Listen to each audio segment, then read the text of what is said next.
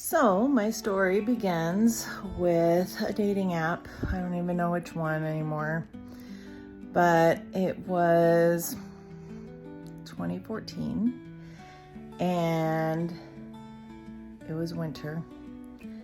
I had broken up with a guy that I really was into, and he just wasn't there yet. And so I was a little bit brokenhearted and kind of just dating around and broken feeling, you know how it goes.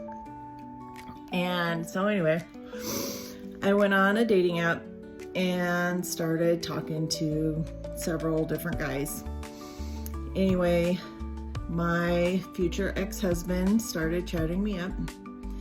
Very charming and very nice, very polite, very normal sounding, whereas everybody else sounded kind of pushy and gross, ladies, you know what I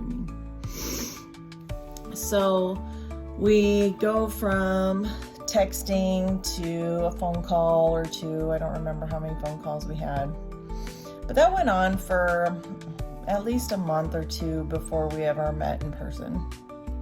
So we get on the phone for the first time. I only remember the one phone call, and I remember I did not like his voice, and I feel like at that point I should have just said nope. And the reason I didn't is because I was like, gosh, that's really shallow. You don't like his voice, so you are going to shut him down? Geez, Jill, that's so shallow. Give the guy a chance. He's like saying all the right words. His personality seems to be really nice, right? So don't be so freaking shallow. So anyway, so I continued the phone call with him. A lot of things happened in that phone call that were red flags. With men, in my experience, they will say things that are of a very sexual nature, and I believe that it's a test to see if you're into it or not. And so at the time, though, I just think it's a fun game, and so I'm just like, oh yeah, sure, yeah, totally into it, yeah, haha, whatever.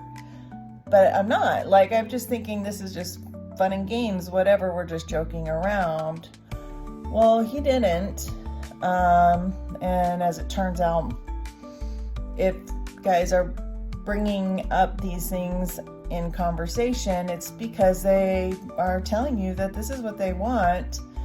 And if you're not into it, you should tell them you're not into it and move on and let them move on. So that's the beginning of the story. And the red flags are there right at the beginning. So that's part one of my story.